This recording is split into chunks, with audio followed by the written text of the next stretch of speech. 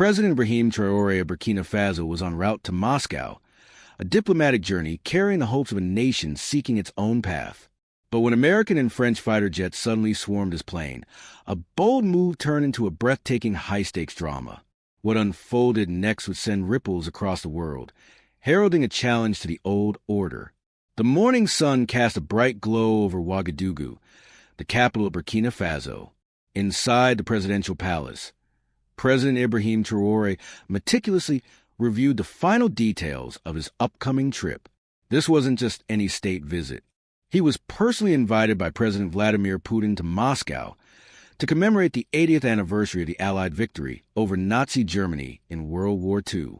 A grand military parade in Red Square awaited, a potent display of Russian heritage and resilience. For President Traoré, this journey was monumental. It was far more than attending a historical commemoration. It was a declaration.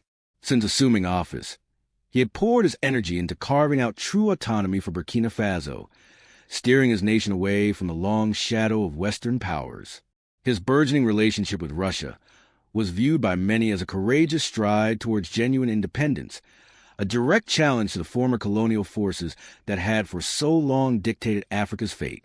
Across the Atlantic, this shift did not go unnoticed. Washington and Paris, with their deep-rooted interest in Africa, watched with growing unease. They'd made their disapproval of Burkina Faso's alignment with Russia known. In hushed, stern meetings, American and French diplomats had delivered veiled warnings. Any actions perceived as undermining their regional influence would be met with consequences. As President Traoré prepared to board his flight, he knew this was more than a diplomatic mission. It was a crucible, a test of wills against the giants who had dominated the African continent for generations. Would they permit him to reach Moscow and make a statement? Or would they resort to any means necessary to thwart this audacious assertion of sovereignty?